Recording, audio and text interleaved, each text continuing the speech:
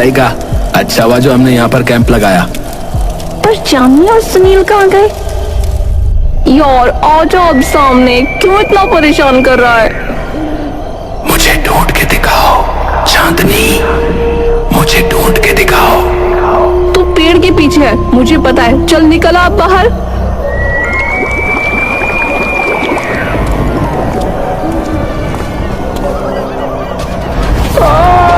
कुएं के अंदर से सुनील के चिल्लाने की आवाज आती है। चांदनी कुएं की तरफ देखती है और उसकी तरफ बढ़ती है। सुनील, तुम अंदर हो क्या?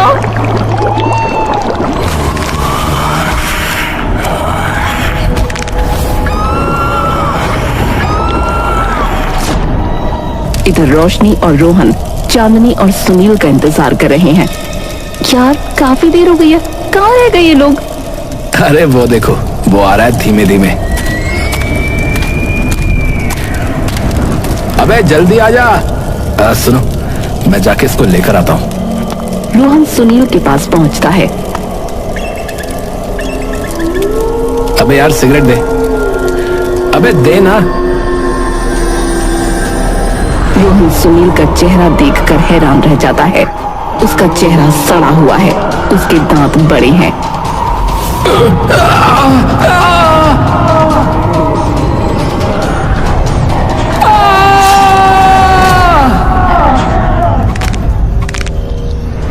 अरे यार कहाँ रह गए ये लोग? रोशनी को सुनील ज़ॉम्बी की तरह आता दिखता है। सुनील तुम ठीक तो? और रोहन कहाँ गया? जैसे ही सुनील पास आता है, रोशनी उसके चेहरे को देख चिल्लाती है और वो वहां से भागती है। रोशनी उसी कुएं के पास जाकर रुकती है जहां चांदनी कुएं की तरफ मुंह और रोशनी की तरफ पीठ करके खड़ी है। चांदनी, वहाँ सुनील को कुछ हो गया है। उसका मुंह जला हुआ है और उसके मुंह पर खून लगा हुआ था। रोशनी चांदनी के पास आती है और चांदनी जैसे ही उसकी तरफ मुड़ती है, रोशनी चिल्लाकर गिर जाती है। चांदनी उसके ऊपर चढ़कर उसका एक हाथ अपने मुंह से अलग कर देती है।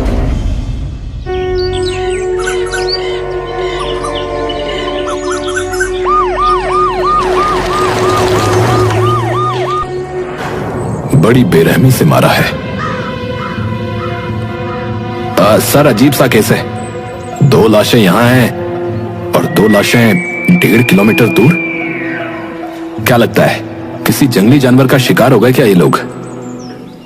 यहाँ ऐसा कोई जंगली जानवर नहीं है जो एक साथ 4 लोगों को मार दे। और सर 2 लोगों का मुंह सड़ा हुआ है, उनके मुंह में खून भी लगा है। सर क्या एक दूसरे को ये लोग खा गए क्या? समझ से तो मेरी भी बाहर है। ऐसा कैसे हो सकता है? कैंप लगा के ये लोग वेकेशन कर रहे थे और फिर एक दूसरे पर हमला कर दिया। और अगर हमला किया भी तो हमला करने वालों को किसने मारा? सर ये देखिए। सेठलाल सुनील की बॉडी दिखाता है। चेहरा सड़ गया सर और मुंह में मांस है, वो भी कच्चा। इनके साथ जो भी हुआ है, हुआ तो बहुत अजीब है और इसमें कुछ बड़ा भी शामिल हो सकता है। ये राज इतनी आसानी से नहीं खुलने वाला। फॉरेंसिक टीम को यहां बुलाओ, मुझे एक एक जानकारी चाहिए। ठीक है सर जी। बाला नाम का एक लड़का अपने घर के आंगन में खेल रहा है। तभी उसकी माँ उससे बात करती है। सुन बाला, आज तेरे चाचा चाची आने वाले हैं और देख पानी अभी तक नहीं आया। जाके कहीं से पानी लाना पड़ेगा तुझे। अरे माँ, मुझे ना दोस्तों के साथ खेलने जाना है। अरे घर में इतने लोग आने वाले हैं, वो क्या पानी नहीं पिएंगे? जा जाकर पानी ले आ। थोड़ी दूरी पर एक मंदिर है, वहाँ पानी मिल जाएगा। तभी अंदर से बाला के दादा आते हैं। अरे बेटा, हमारी दवाई भी हमें खानी है, पर ये पानी का तो बहुत रोना है यहाँ। मैंने विपुल को कहा था कि यहाँ घर मत ले, ये सही जगह नहीं है, लेकिन मेरी एक बात नहीं सुनी उसने। हाँ, कोई बात नहीं पिताजी, आप आराम करिए, मैं बाला से पानी मंगवा रही हूँ। हाँ बेटी, सुमित भी आज आएगा और उसकी बीवी भी साथ आएगी। पानी तो चाहिए ही होगा। चल, मैं आराम कर लेता हूँ। जा बाला, पानी ले आ। बाला अपनी साइकिल में गैलन बांधकर पानी भरने निकल जाता है।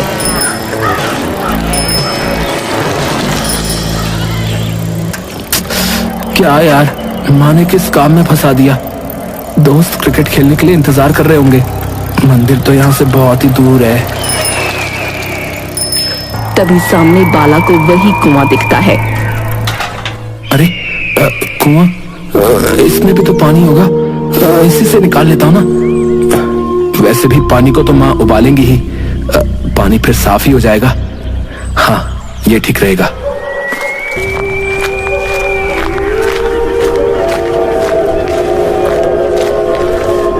कोई है?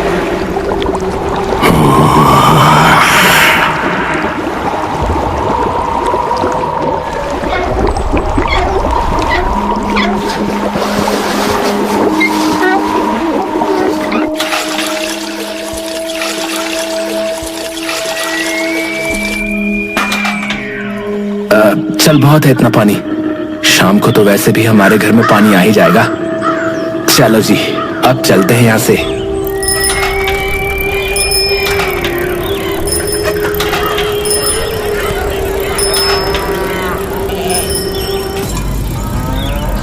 बड़ी जल्दी ले आया, मंदिर से ही लाया है ना?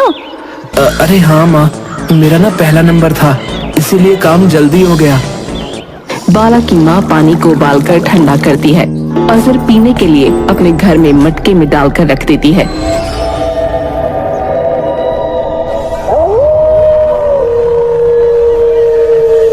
बाला की चाची बाला के घर पहुंचते हैं।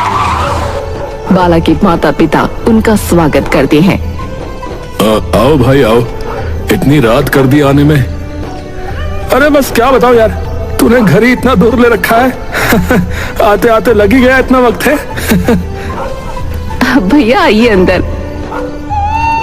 अब सारे लोग बैठकर खाना खा रहे हैं। बाला के दादा दादी, चाचा चाची और माँ पिता। अरे ये बाला कहाँ है भाई? अरे पूछो मत यार, इस लड़के का सारा ध्यान जो है ना, वो खेल में ही रहता है। खेल रहा होगा कहीं। भाभी, थोड़ा पानी मिलेगा क्या?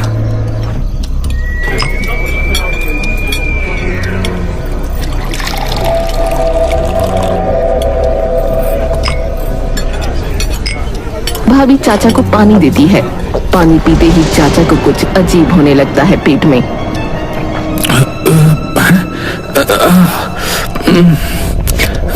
अरे यार, मैं ना बाथरूम जाके आता हूँ।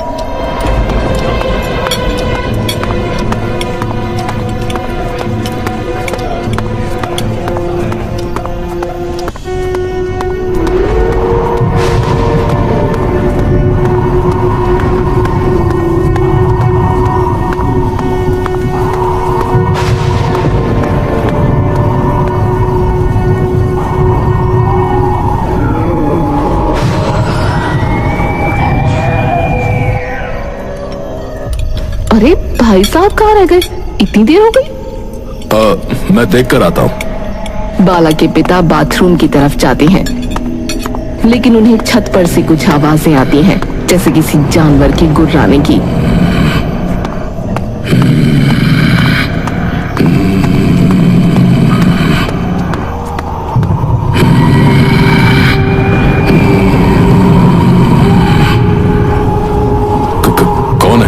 कौन है माँ?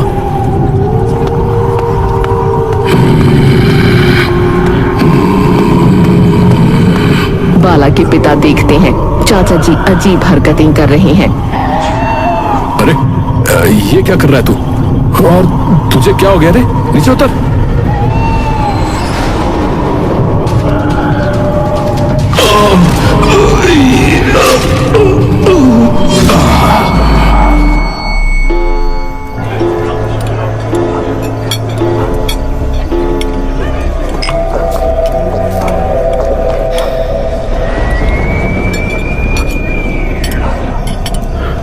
अरे बिटिया, अरे क्या हो रहा है तुझे भाई? हैं? पता नहीं बाबा, कुछ सही नहीं लग रहा।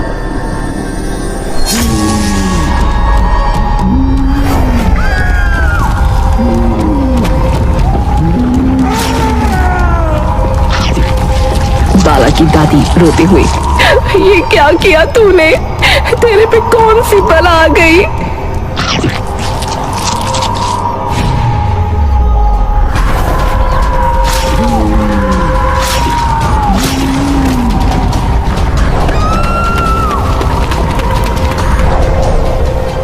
अरे देखो, बाला की माँ पागल हो गई है। वो सबको आदमखोर की तरह खा रही है।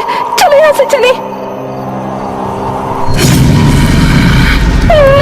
क्या आप भी आदमखोर हैं? चाचा चाची का हाथ अलग कर देते हैं। अब चाचा और बाला की माँ आमने सामने आते हैं। दोनों आदमखोर बन चुके हैं और दोनों के हाथ में मांस है। बाला घर पर आता है।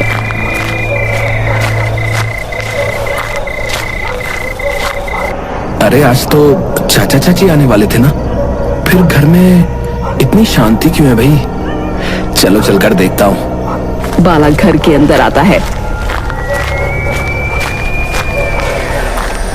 सबसे पहले बाला को अपने पिता की लाश दिखती है, जिनका आधा गला कटा हुआ है। बाबा, बाबा ये क्या हो गया आपको बाबा? बाबा। फिर अगली अपने दादा की लाश, जिनकी एक टांग कटी हुई है। उसके बाद दादी और चाची। बाला के थोड़ा आगे बढ़ने पर उसको उसकी माँ किसी की टांग खाती दिखती है। माँ ये क्या कर रही है माँ? बाला की माँ चिल्लाकर बाला की तरफ आती है। भाग बाला, भाग। लेकिन बाला वहां से भाग जाता है। बाला को आगे अपने चाचा किसी का हाथ खाते दिखते हैं, लेकिन बाला रुकता नहीं। बाला भागता रहता है। बाला आखिर में एक पुलिस स्टेशन के सामने जाकर रुकता है। पुलिस स्टेशन में बाला को विक्रम मिलता है। सर आपको मेरे साथ चलना होगा सर। क्यों चलना होगा? क्या हुआ? सर मेरा परिवार वो आदमखोर बन गया सर। वो एक दूसरे को खा रहे हैं सर। ए बच्चे, तुम जानते हो यहाँ मजाक नहीं किया जाता। मैं अपनी माँ की कसम खाता हूँ सर। मेरी माँ और मेरे चाचा ने जो है ना, मेरे परिवार के सारे लोगों को खा लिया है। तभी वहां खड़ा एक बाबा डरते हुए बोलता है, ये वही है। अब तुम कौन हो? कांस्टेबल आता है और विक्रम को उस बाबा के बारे में बताता है। सर वो जो कल लाशें मिली थी, उनके बारे में कोई ऐसा सुराग नहीं मिला, लेकिन ये एक बाबा जी मिले जो एक अजीब सी कहानी बता रहे इस हादसे के पीछे। इस लड़के की और इस बाबा की कहानी एक साथ सुनते हैं। हाँ जी बाबा जी, बताइए, क्या जानते हैं आप? बहुत सालों पहले ये जगह एक कस्बा बन गई थी। यहाँ पर गर्वत नाम का एक आदमखोर रहा करता था, जिसे इंसानी मांस खाने की लत लग गई थी। लेकिन बाकी लोगों ने मिलकर उस पर रोक लगा दी, जिससे वो बौखला गया और उसने कसम खाई कि एक दिन इस कस्बे के सारे लोग इंसानी मांस खाएंगे। उसने काला जादू करना शुरू किया और एक ऐसा नुस्खा बनाया जिससे लोग आदमखोर बन जाते थे। वो सूरज ढलने के बाद एक दूसरे को खाने लग जाते थे, जिससे ये कस्बा खत्म हो गया। तो वो चीज क्या है? बाबा, आपकी कहानी ना बच्चों को डराने के लिए ठीक है, तहकीकात करने के लिए नहीं, समझे? वो कुआं। क्या कुआं? मैंने आखिरी बार उस कुएं का पानी अपने घर में ले जाकर रखा था। हाँ, मैंने कहा था ना, उस आदमखोर ने काले जादू की वजह से एक नुस्खा बनाया था। सर, और जो कल लाशें मिली उनके पास भी तो एक कुआं ही था ना? चलो फिर चलकर देखते हैं कि इनकी बातों में कितनी सच्चाई है। पहले इस लड़के के घर चलते हैं। विक्रम, बाबा, बाला और कांस्टेबल बाला के घर पहुंचते हैं। चलो घर के अंदर देखें कि क्या हुआ है। चारों घर के अंदर जैसे ही घुसते हैं उन्हें लाशें दिखना शुरू हो जाती हैं। सब लोग अलर्ट हो जाओ, यहाँ 2 लाशें हैं। तभी विक्रम के कानों में कुछ आवाज आती है। वो देखता है उसे खिड़की से कोई आदमखोर घूर रहा है और ये और कोई नहीं बल्कि बाला की माँ है। जिस कमरे में ये है उसका दरवाजा बाहर से जल्दी लॉक करो। बाला भागकर दरवाजा लॉक कर देता है, जिससे बाला की माँ अंदर ही बंद हो जाती है। वो जोर जोर से दरवाजा पीट रही है। बच गए, लेकिन चाचा भी आदमखोर बन चुके हैं। हे राम, ये क्या ताकतवर चीज है। बाबा जी, ये सब उस कुएं के पानी की वजह से हो रहा है। लगता है उसी पानी में काला जादू हो रखा है। सर, क्या और फोर्स को बुलाएं? नहीं, पहले ये हो क्या रहा है हमें इसकी तह तक पहुंचना होगा। मुझे जानना है कि इतने लोगों की मौत के पीछे राज क्या है। तभी चाचा आदमखोर भी उनके सामने आ जाता है। सर वो देखिए। सब लोग आदमखोर चाचा को देखते हैं जो धीरे धीरे उनकी तरफ बढ़ रहा है। देखो होश में आओ वरना मारे जाओगे। हम यहाँ तुम्हें बचाने आए हैं, तुम्हें नुकसान पहुंचाने नहीं।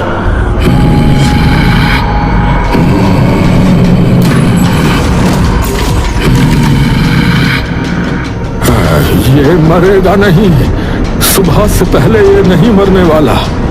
हमें ही यहां से भागना होगा। कोई डरो मत, हम 4 लोग हैं, इसका मुकाबला कर सकते हैं।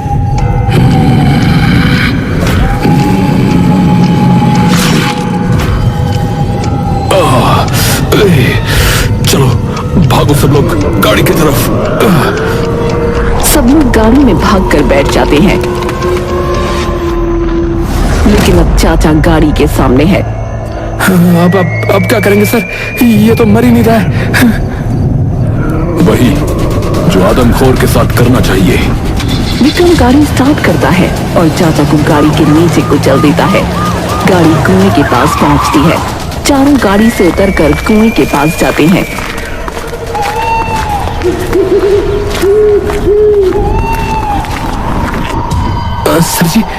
सर जी, कुछ अजीब सा तो लगता है इस कुएं में। अजीब नहीं, रूह है उस आदमखोर गरवत की इसमें। काला जादू किया है इसके पानी में उसने। अरे बाबा जी, हम कहानियों पर विश्वास नहीं करते, समझे? कहानी कह रहा है।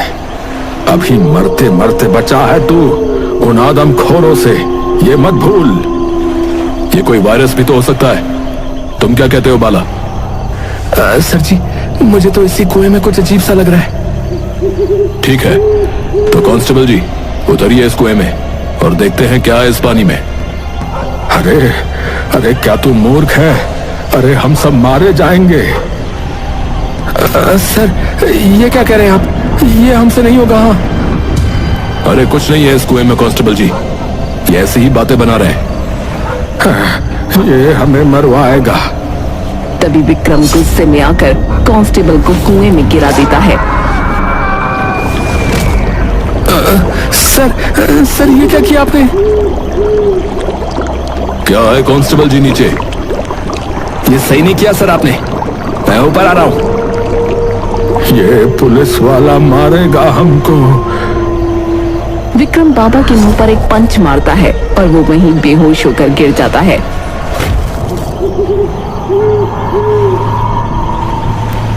सर, आप ये क्या कर रहे हैं? अरे इतनी देर से बोले जा रहा था झपड़ झपड़। देखा बाला तुमने? इस कुएं में कुछ भी नहीं है। तुम्हारा परिवार किसी वायरस से ग्रस्त है। पीछे देखिए सर।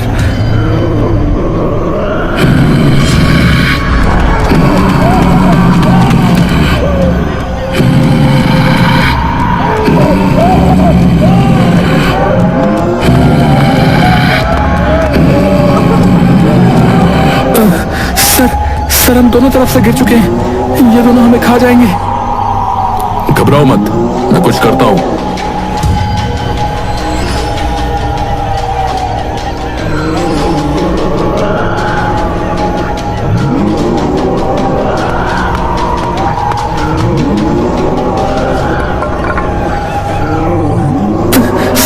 सर मुझे बचा लो सर, सर।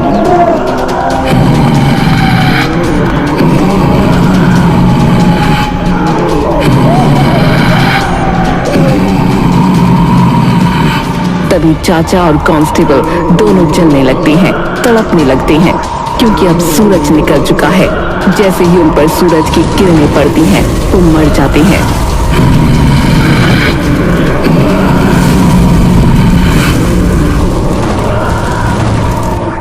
बाला और विक्रम बात करते हैं। सर हम तो बच गए, लेकिन बाकी लोगों का क्या? हम उनको वापस तो नहीं ला सकते, ना ही मैं सरकार को इसके बारे में कुछ बता सकता हूं। वो लोग मुझे पागल कहेंगे। हमें ही कुछ करना होगा। मगर क्या सर? सारी लाशों को उठाकर विक्रम और बाला कुएं में डाल देते हैं।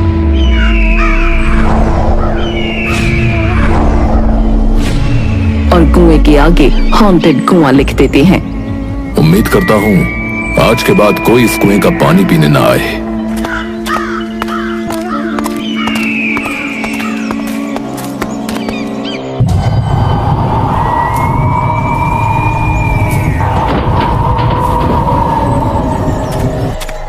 एक ट्रैवलर घूमते घूमते इस कुएं के पास आ जाती है। अरे यार, कितनी प्यास लगी है, इस कुएं में पानी है क्या?